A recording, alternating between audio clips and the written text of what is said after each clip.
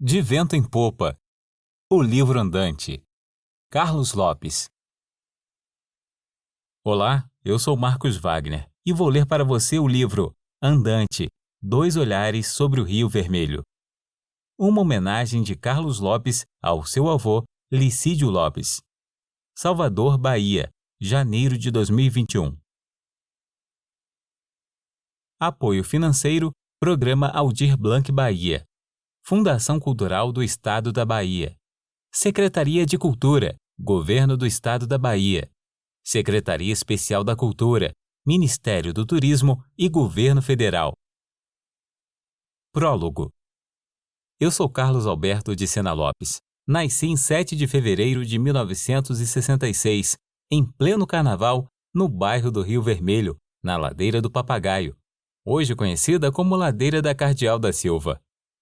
Minha mãe, Maria Cirila de Sena Lopes, e meu pai, Licínio Josafá Lopes, casaram-se na Igrejinha de Santana, no Largo do Rio Vermelho.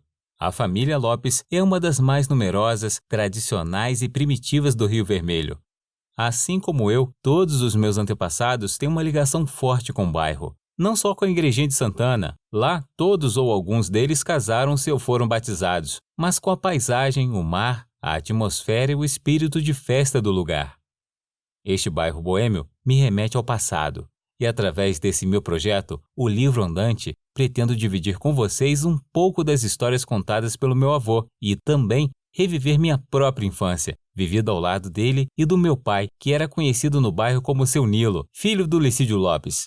Quando eu tinha mais ou menos 15 anos de idade, meu pai me contou que meu avô estava escrevendo um livro, relembrando a história e as tradições do Rio Vermelho, a partir das lembranças que ele carregava em sua memória. Ambos já faleceram. Agora, através do meu olhar de nativo e amante do bairro, eu tento mesclar a narrativa do meu avô com as minhas experiências e percepções. Uma semana depois que meu avô terminou de escrever o livro, ele foi até a casa de seu amigo Jorge Amado e lhe mostrou os manuscritos feitos por ele sobre o Rio Vermelho, sua admiração e o amor pelo bairro. E após uma breve leitura feita por Jorge Amado, que ficou encantado com a riqueza e a admiração que meu avô tinha pelo bairro, Jorge Amado ligou para seu amigo Mirabô Sampaio, que era um excelente revisor e crítico literário, e comentou com ele o que acabara de receber das mãos do seu amigo Licídio Lopes. Jorge pediu para Mirabô analisar e opinar sobre o texto. Passados uns dias, Mirabô escreveu uma carta para o seu amigo Jorge Amado, dando o seu parecer. Trata-se de um livro indispensável a quem queira saber da Bahia nos dias de ontem, da vida popular e da graça do Rio Vermelho, livro, ademais, de imensa poesia. Em 1982, Jorge Amado então entregou os originais do livro à poetisa Dona Miriam Fraga, que tanto acompanhou em sua vida literária. Eles conversaram e, a partir daí, começaram os preparativos para a publicação do livro O Rio Vermelho e Suas Tradições, Memórias de Licídio Lopes, que foi lançado em 1984 pela Fundação Cultural do Estado da Bahia. Fragmento original. Os Pescadores do Rio Vermelho. A fé não sairá do coração dos filhos do Rio Vermelho, principalmente dos pescadores e dos operários, pois os seus antecedentes foram os primeiros devotos de Senhora Santana. A Irmandade era composta de operários e pescadores. Tem razão de ter muita fé em Senhora Santana. Já receberam muitos milagres feitos por ela. Por exemplo, no ano de 1905, no dia 29 de setembro, houve o maior temporal que já existiu na Bahia. Naquele tempo não havia saveiros. As pescarias eram feitas em jangadas. As grandes levavam 3 homens que iam para o alto mar pescar o peixe que se chamava vermelho, que só come na fundura de 200 metros. Eles saíam pela manhã e só voltavam à noite. Nesse dia o mar amanheceu calmo, sereno, como eles dizem. Saíram todas as jangadas, as grandes e as pequenas, que só levam um homem. Todos saíram com alegria e esperança de fazerem boas pescarias. Depois que botaram a poita, já estava escurecendo. Bateu um vento terrível vindo do sul, nuvens grossas rolando pelo céu. O mar ficou revoltado como nunca. O mar rasgava desde o Monte do Conselho até o Farol da Barra. Um temporal como nunca existiu. Espetáculo terrível. As ondas pareciam montanhas. Todas as jangadas no mar, as grandes e as pequenas. Todos os moradores do Rio Vermelho saíram de suas casas para ver o espetáculo, que parecia um castigo. As famílias dos pescadores imploravam a Deus, Senhora Santana e Senhor do Bonfim. O padre saiu da igreja para benzer o mar que estava terrível. Aqueles homens rudes no meio daquele abismo, desamparados em cima de uma simples jangada, só tinham com eles o seu conhecimento do mar, a fé em Deus, Senhor do Bonfim e Senhora Santana. Para eles se salvarem, só um grande milagre. Porém, o milagre aconteceu, coisa singular. Em outros temporais, muito menores do que esse, têm morrido pescadores que às vezes dão em outros portos. Pescadores feridos, estragados, perdem as embarcações e os aviamentos. Nesse, graças aos padroeiros, todos se salvaram, inclusive as embarcações. Visão atual. Os Lopes. Agarrado estou, agarrado estarei. Esse é o nosso grito de guerra, meu e dos meus irmãos, todos pescadores. Licínio Lopes, o mais velho, José Sena e eu, sempre saímos para pescar aos finais de semana, quando o mar está para peixe. Se o tempo está bom, vamos pescar em alto mar. Lá é possível fisgar uma cavala ou até mesmo um grande olho de boi. Toda vez que isso acontece, é motivo de comemoração. Afinal de contas, são peixes que lutam bastante para não serem levados até o barco, o que torna a pescaria uma aventura desafiadora. E olha que não é história de pescador. Quem já fisgou um desses peixes sabe muito bem o quanto eles lutam. Há pouco tempo saiu na imprensa e nos telejornais a notícia de que algumas pessoas passaram mal ao comer a carne do olho de boi. Infelizmente, já não se tem o mesmo cuidado e respeito com o mar. O acúmulo de lixo e plástico está contaminando os peixes e isso acaba atingindo os próprios humanos, que vivem e se alimentam da pesca. Eu e meus irmãos sempre tivemos um grande respeito pelo mar, e mesmo encarando grandes aventuras, tomamos todos os cuidados para ir e voltar em segurança. A gente nunca esquece as histórias que meu avô contava, especialmente aquela do milagre que aconteceu em 29 de setembro de 1905. Todos nós somos devotos de Senhora Santana e Senhor do Bonfim. Como todo pescador, sabemos que além de conhecer os perigos do mar e entender os mistérios da pescaria, é preciso ter muita fé. Nosso lema, agarrado estou, agarrado estarei, traduz o nosso espírito de união, a nossa fé em Deus e entidades místicas da nossa terra. O dever de honrar a memória dos nossos antepassados, principalmente aqueles que tanto nos ensinaram, nosso avô Licídio e o nosso pai Nilo. Fragmento original. O Dendê. Os descendentes dos africanos continuaram com os trabalhos que aprenderam com seus avós. No Rio Vermelho, havia muitos deles, e eu gostava de apreciar eles trabalharem, por exemplo, o dendê, ou melhor, o azeite de dendê, que havia na Bahia e era feito na Chapada do Rio Vermelho. Era feito pelo sistema primitivo, era bem curtido e apurado.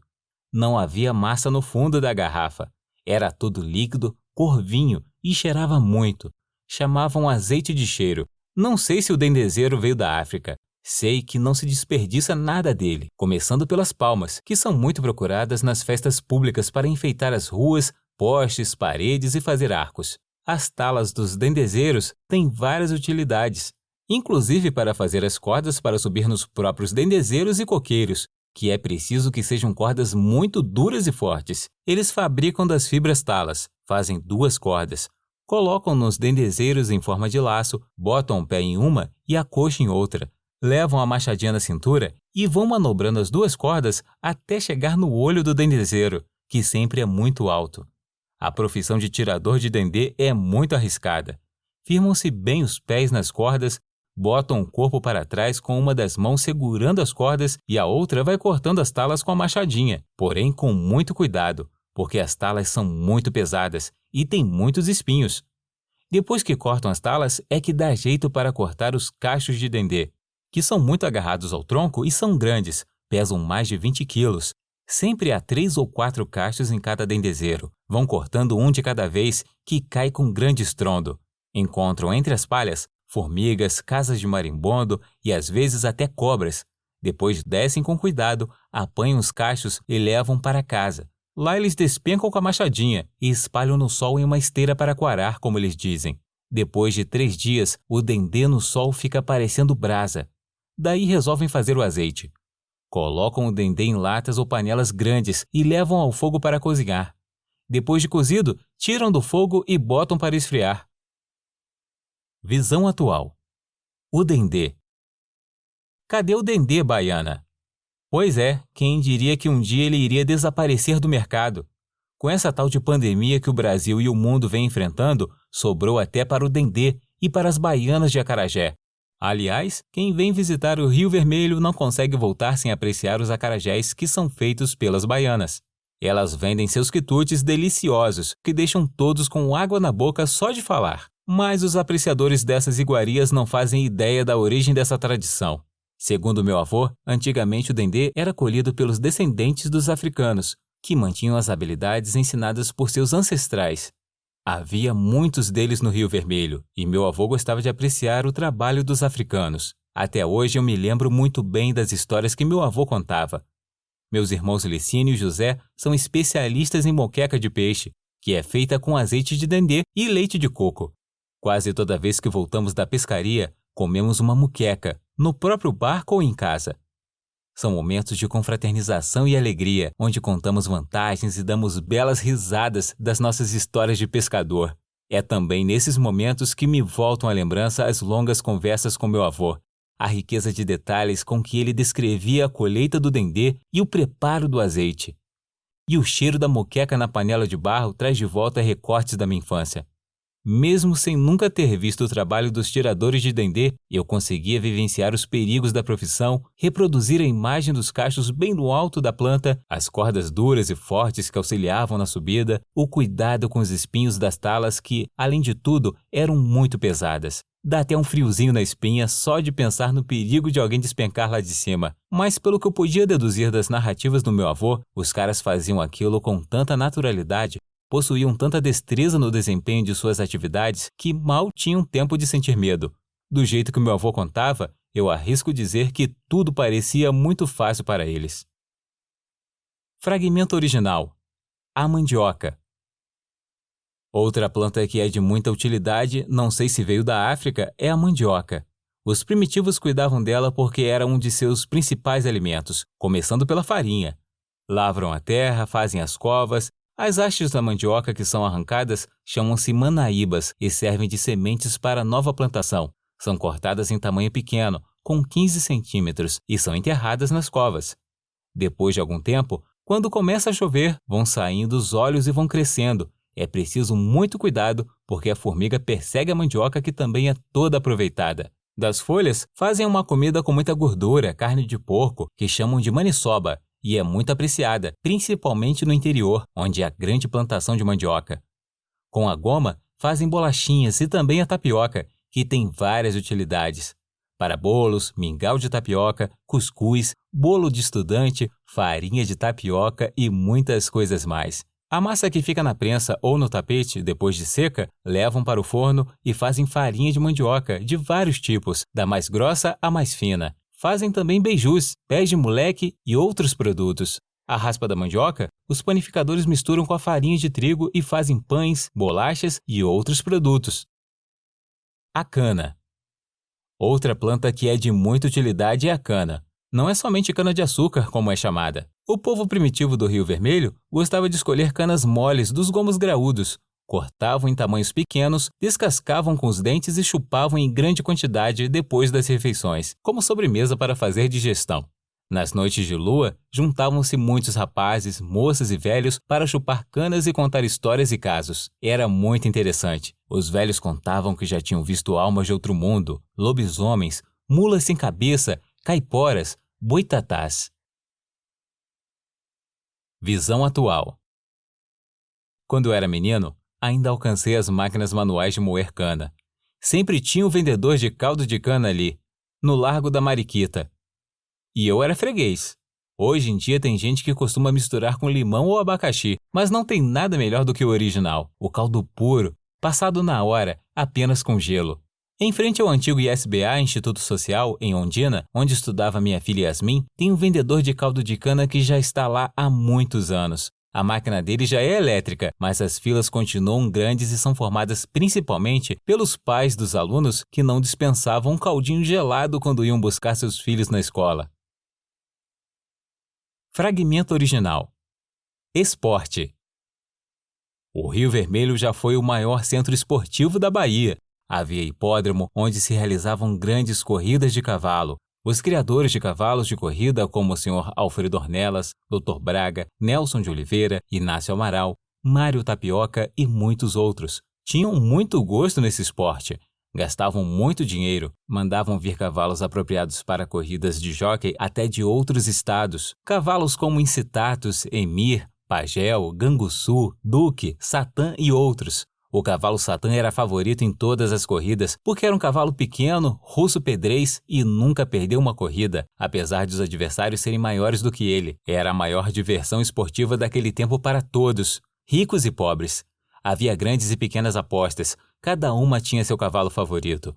Mandaram buscar jóqueis muito bons como Eliezer, Joaquim, João de Molas e outros. Naquele tempo, as corridas eram meio bárbaras. Os jóqueis levavam chibatadas e esporas amoladas e castigavam os cavalos sem piedade. Às vezes os cavalos chegavam ao fim da corrida com a barriga cheia de sangue. Os jóqueis cortavam os cavalos com as esporas da barriga até as ancas. Uma ocasião, um cavalo disputou uma corrida com o cavalo Satã.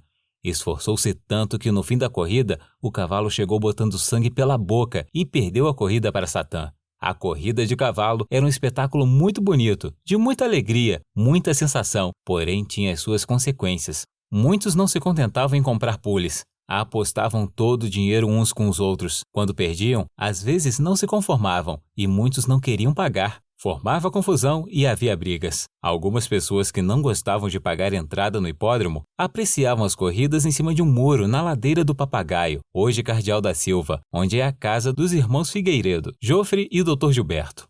Ali existia um casarão velho, abandonado, caindo aos pedaços, arrodeado de mato, que era apelidado por Castelo das Éguas. Ali juntava-se gente de todas as classes para apreciar as corridas. Visão atual. Esporte versus preservação ambiental. O Rio Vermelho, além de ser um bairro boêmio, oferece algumas modalidades esportivas para se praticar. Além da pesca em alto mar com meus irmãos, eu gosto de pegar onda e mergulhar. Andar de skate nos finais de tarde pelo bairro para apreciar o pôr do sol é uma maravilha. Vem gente de toda parte para ver o espetáculo. Lembro que meu avô tinha muitos amigos. Ele falava muito no velho Jerônimo, que era seu vizinho na ladeira da Cardeal da Silva. Eu também tenho meus amigos lá. Dona Ana, que é praticamente da família por conviver e morar perto dos nossos antepassados. Ela tem mãos mágicas. Na cozinha do seu boteco, seu feijão é bastante disputado nos finais de semana. E faz tanto sucesso que todo ano ela prepara uma grande feijoada beneficente. Seus convidados doam muitos alimentos e no dia seguinte ela doa para as casas de caridades. Tudo de coração. Graças às boas amizades e ao carinho que seus fregueses, parentes e amigos têm por ela e pela causa. Sem falar do velho amigo Bandeira, mecânico de mão cheia. Ele nasceu no dia da bandeira e não envelhece nunca. Eu tenho muitos amigos na Praia da Onda, em Ondina. É lá que eu gosto muito de pegar onda. Entre eles estão Jonas, Nariga e Pantera, que são os mais chegados. Quando o mar sobe, disputamos as ondas abraçadas. Certa vez, num pico chamado Torrefação, entrou um grande suel, ondas grandes, e Jonas, com seu longboard, prancha acima de 7 metros, insiste em afirmar que Nariga teria puxado sua cordinha para impedir que ele descesse na melhor onda do dia. A discussão rola até hoje, e depois de brigar um pouco, a gente sempre termina às gargalhadas. Além do esporte, temos um compromisso com a natureza. De tempos em tempos, cada um de nós junta um grupo para fazer a limpeza das areias e das praias dessa região. Em Amaralina existe um projeto chamado Mergulhadores de Amaralina, do qual eu faço parte. Na Barra tem um grupo que coordena o projeto Fundo da Folia e também tem o Lixo Zero na Cidade Baixa. Nós retiramos muito lixo, como garrafas PETs, latas, pneus de carro e assim procuramos fazer a nossa parte, porque quem ama a natureza tem que preservar. Esse amor pelo esporte e o cuidado com a natureza tem muito do que aprendi nas conversas com meu avô Licídio. Toda vez que releio o maravilhoso livro escrito por ele, coisa que não me canso de fazer, aprendo mais e mais as lições que ele passou com tanto carinho e com a sabedoria de um homem simples, coisas que só um verdadeiro mestre consegue fazer. Fragmento original: O coqueiro. Outra planta que é de grande utilidade, além de embelezar a paisagem da Bahia, é o coqueiro. Este eu acho que é nativo do Brasil. Dizem que a primeira igreja, a Sé, era coberta de palha de coqueiro. No Rio Vermelho, de todos os lados se vê coqueiros. Quem vem do mar, o que a vista alcança são os coqueiros. Ele é de utilidade e um grande amigo dos pobres. Serve de meio de vida para muitos. O povo primitivo do Rio Vermelho tinha suas casinhas cobertas de palha de coqueiro. Muitos homens humildes ganham a vida subindo em coqueiro para limpar, cortar as palhas e tirar os cachos de cocos. Outros ganham a vida vendendo cocos verdes. A água de coco é apreciada por todos, principalmente pelos estrangeiros. Alguns pegam um coco grande e seco, tiram toda a água, enchem de cachaça, botam uma rolha, deixam passar uns tempos e convidam os amigos para beber. Chamam coquinho. O coco seco e ralado dá gosto em muita comida baiana e doces. Falam nessas plantas porque o povo primitivo do Rio Vermelho não passava sem um produto delas. Faziam parte das suas vidas, seus alimentos, seus costumes, seus trabalhos. O dendê, o coco, a mandioca, a cana eram os prediletos, faziam parte de todas as suas comidas. Eles não se acostumavam com arroz, batata do reino, macarrão e pão. Gostavam pela manhã do mingau de carimã, de tapioca de milho, cuscuz, beijus, batata doce, aipim, inhame. Muitos gostavam de farinha pela manhã, uma farofa de bambá com uma farinha fina bem torrada, para comer com peixe, bacalhau, xangô assado ou então baleia moqueada. Depois tomavam um caneco de café. Outros gostavam de um escaldado duro, com carne de boi, carne de sertão, quiabo, jiló, maxixe, toucinho, um molho de nagô. Alguns tomavam uma cachaçinha para fechar o corpo. Outros, principalmente as velhas, gostavam de uma carne de sertão assada na brasa, um pirão de água quente que chamava pirão branco, umas pimentas verdes mastigadas. Depois dessas refeições pela manhã, estavam em condições de enfrentar qualquer trabalho pesado. Visão atual: o coqueiro. Até hoje ainda existem coqueiros no Rio Vermelho. No final da tarde, os moradores descem com seus cães para passear e aproveitam para apreciar o pôr do sol. Há também os que aproveitam esse horário para fazer caminhadas ou mesmo para correr. E nada melhor do que se hidratar com uma deliciosa e nutritiva água de coco bem geladinha. Para mim, a melhor parte é depois de beber a água, pedir ao vendedor para partir o coco. Ele também tira uma fina fatia da casca que a gente utiliza como colher para comer a polpa branca, suculenta e gelatinosa. Só de lembrar já fiquei com água na boca.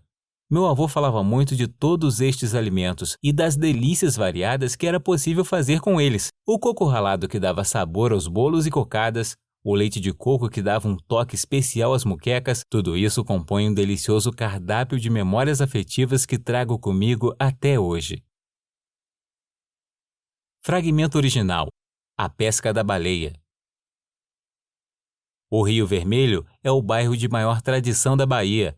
No ano de 1969, ainda mantém as tradições dos velhos tempos, suas festas, seus casarões.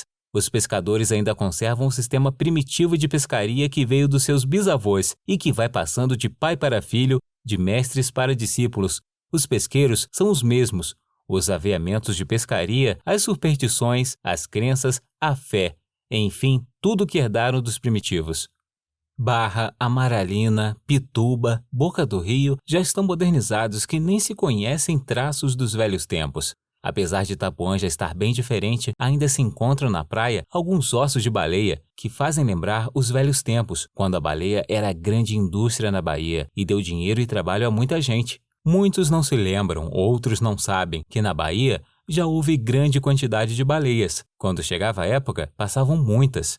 Homens capitalistas gastaram muito dinheiro na pesca da baleia, tiveram bons lucros e era trabalho e meio de vida para muita gente. Havia 2 lugares para onde a baleia era transportada depois de morta. Um era em Manguinho, outro em Itapuã, sendo que Manguinho fica na ilha de Taparica. Aí existiam casas com pessoas especializadas e ferramentas apropriadas para tratar da baleia. Era aproveitado tudo que nela existia. Essas casas chamavam-se contratos. Além do óleo, que era extraído em grande quantidade e exportado em barris para diversos fins, havia óleo purificado, que servia para beber e era um dos melhores depurativos para o sangue, principalmente para crianças. A carne das nossas baleias se prestava para qualquer qualidade de comida e era mais saborosa do que a carne de boi. Havia mais preferência pela carne de baleia que era preparada em Itapuã. Diziam que lá havia mais água e limão para tratar a carne. Não sei se eram as mulheres de lá que tinham mais prática ou mais cuidado. O certo é que as moqueadas de Itapuã eram mais alvas e mais gostosas do que as de Manguinho. Visão atual: a pesca das baleias. Em seu livro, meu avô conta que em 1969 a pesca de baleias era normal no bairro de maior tradição da Bahia. Quando chegava a época em que as baleias apareciam para se acasalarem e procriarem, lá iam os bravos pescadores que se arriscavam no mar em busca de alimento e trabalho para a comunidade. A pesca da baleia empregava um grande número de pessoas. Muitos empresários investiam nesta atividade econômica, que era intensa na época. Eles recrutavam um grande número de trabalhadores para pescar baleias e para extrair o óleo da carne. Até hoje são encontrados ossos de baleias na praia de Itapuã e na ilha de Taparica. Após a pesca, era para lá que as baleias eram levadas para se extrair o óleo. Naquele tempo, a pesca de baleias não era proibida nem fiscalizada por nenhum órgão ambiental, como acontece hoje em dia. Entidades como o Greenpeace, o Instituto Baleia Jubarte e muitas outras espalhadas pelo mundo afora fazem um belo trabalho de proteção e preservação desses animais que já estiveram ameaçados de extinção. Graças à conscientização das pessoas e à atuação dos ativistas, as baleias voltaram a povoar nossos mares. Eu mesmo, no alto da minha varanda, durante os meses de julho e novembro, vejo muitas baleias fazendo suas acrobacias em alto mar e às vezes perto da costa quando são avistadas por muitas pessoas. Elas viajam cerca de 2 meses da Antártida até o Brasil para acasalar e se reproduzir. Fragmento original: o Largo do Rio Vermelho. O Rio Vermelho ainda conserva os velhos casarões que serviam de mansão às famílias tradicionais. Os chefes já morreram, porém os filhos e descendentes ainda conservam e moram neles, como centro recreativo que foi armazém, farmácia, bar, padaria, depósito de material de construção e pensão, onde morou o nosso grande artista pintor Raimundo de Oliveira, de saudosa memória. Ultimamente, outro grande artista também morou ali, o pintor José de Dome. Esse casarão pertenceu ao espanhol Manuel Sobrinho Gonçalves, que veio para a Bahia muito moço, trabalhou muito, principalmente no Rio Vermelho. Casou-se com uma brasileira, constituiu uma família distinta e numerosa, das mais importantes do bairro, a família Sobrinho. Suas filhas são pessoas de destaque. Seu filho mais velho é o popular Astério Sobrinho, chefe de família, amigo de todos no Rio Vermelho, dos grandes e dos pequenos. Ele é comerciante e conserva até hoje o armazém que era do seu pai. Outros filhos do velho Manuel são João Sobrinho, também comerciante e amigo de todos, o médico Augustinho Sobrinho, Dr. José Sobrinho, grande radiologista baiano, Florentino Sobrinho, o popular Folô. Este tem espírito de comerciante, tem explorado vários ramos de comércio, incluindo pescaria, pois já possuiu muitos saveiros, jangadas e frigorífico. É muito amigo do mar e dos pescadores, desde menino que é bom nadador. Assim é a família Sobrinho, nasceu e viveu no Rio Vermelho. O Avenida Saudável, outro casarão do Rio Vermelho, fica no princípio da antiga ladeira do Papagaio, hoje Cardeal da Silva. Também já foi armazém, pastelaria, açougue, bar, loja de ferragens, depósito de material de construção, hotel e cinema. Este também pertenceu a 2 espanhóis, Serafim Cavadas e Francisco Cavadas, que vieram para aqui muito moços, casaram-se com espanholas, trabalharam muito, tiveram filhos e viveram sempre aqui no Rio Vermelho. Depois de velhos, voltaram para a Espanha, porém os filhos e descendentes ainda moram e conservam o velho casarão. A festa do Rio Vermelho, em louvor à Senhora Santana, não é no dia 26 de julho, que é o dia de Senhora Santana. É um domingo antes do Carnaval. Muita gente não sabe qual o motivo. Os pescadores e operários, que foram os primeiros moradores, no tempo que o Rio Vermelho só tinha mato, contavam que as festas do Rio Vermelho começaram com romaria, um domingo antes da festa do Intrudo, hoje Carnaval. Os mais velhos contavam que os pescadores e os operários inventaram um jogo de cartas que chamavam Dourada. Não era a dinheiro, porém, havia grande animação entre eles, que jogavam na parte de baixo do porto do Rio Vermelho, onde hoje é a Casa do Lacerda. Ali, eles chamavam a trincheira. Todos os domingos, juntavam-se todos ali para jogar dourada. Um domingo antes da festa do Intrudo, eles estavam como de costume jogando dourada com muita animação, quando chega uma senhora e avisou a eles que cada um pegasse sua jangada e se fizesse ao mar, pois o governo estava recrutando homens para mandar para a Guerra de Canudos, e que vinha uma patrulha de cavalaria para levar eles, pois aquele jogo já tinha sido denunciado. Eles ouviram o conselho da senhora, cada um pegou sua jangada e se fizeram ao mar. Quando já estavam distantes, viram chegar na praia uma patrulha de cavalaria com muitos soldados, que não conseguiram pegar nenhum deles graças ao aviso da senhora. Eles atribuíram que aquela senhora só podia ser Senhora Santana, que é a padroeira deles. Resolveram fazer uma romaria de jangada todos os anos nesse dia, um domingo antes da festa do intrudo, em homenagem à Senhora Santana, pelo milagre que ela fez. Por esse motivo, a festa do Rio Vermelho, em vez de ser no dia 26 de julho, é um domingo antes do Carnaval. Eu ainda me lembro das romarias que depois passaram a se chamar Festa das Jangadas e hoje Festa do Rio Vermelho. As jangadas eram enfeitadas com bandeiras, palmas e flores. Nelas embarcavam muitas senhoras e moças muito bem vestidas, com panos na cabeça e flores nos cabelos. Iemanjá. Outra tradição que os filhos do Rio Vermelho seguem e têm muita fé é na Mãe d'Água, Sereia ou Iemanjá, como chamam atualmente. Entre a praia do Canzoá e a da Paciência, por cima das pedras, havia uma gruta muito grande que os antigos diziam que era a casa da Sereia ou Mãe d'Água, porém ela não morava mais ali e a gruta estava abandonada. A gruta era muito grande e parecia uma casa. Cabia um homem em pé. Era uma espécie de salão onde cabiam muitas pessoas. Havia lugares que diziam que era prateleira, pilão e outras coisas. O mais interessante é que no meio do salão havia uma poça em forma de banheira, que conserva sempre a água doce, que minava das próprias pedras. Muita gente, quando estava com sede, ia beber água ali, pois a água era muito boa. Diziam que a Mãe d'Água, depois que tomava banho doce, ia para aquela pedra defronte da gruta, perto do mar, que se chamava Pedra da Mãe d'Água ou da Sereia, como chamam até hoje. Sentava-se e ficava penteando os cabelos. Naquela pedra juntava muita gente para pescar, porque dava muito peixe. Eu, meu pai e irmãos gostávamos de pescar ali nas horas vagas, pois ali era bom ponto para papo. Quando chovia, corríamos para a casa da Mãe d'Água para nos abrigarmos. Só os moradores antigos do Rio Vermelho conhecem essa gruta, porque houve uns exploradores de pedreira que destruíram muitas pedras, inclusive a casa da Mãe d'Água ou da Sereia, que hoje não existe mais. Porém, a Pedra da Sereia ou da Mãe d'Água ainda existe porque fica mais perto do mar. Nessa gruta é que botavam presentes para a Mãe d'Água ou Sereia. Vinha gente de toda a parte. Agora que não existe mais a gruta, botam presentes em todas as praias. Vêm muitas pessoas de longe, às vezes de carro, saltam nas praias, cada um com seu embrulho, com presentes que sempre são sabonetes, talcos, pós de arroz, espelhos, perfumes, pentes e principalmente muitas flores. Visão atual. O final da jornada.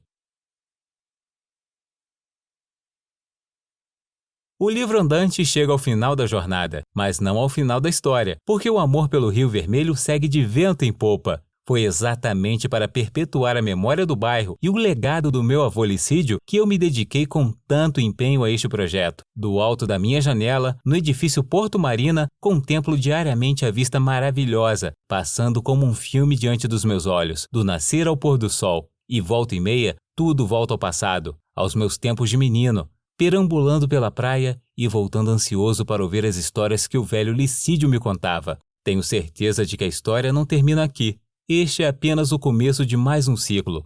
Um presente que deixo para minha filha e futuros netos. Um presente que será futuro para os filhos e netos dos demais moradores e amantes deste bairro, tão cheio de encantos, impregnado de lembranças, fruto das histórias de tantos outros que estiveram aqui antes de nós. Por enquanto, as páginas seguintes estão em branco. Elas serão escritas pelas novas gerações, e eu espero do fundo do meu coração que este livro contribua de alguma maneira para que o futuro seja tão bonito e encantador quanto foi o passado.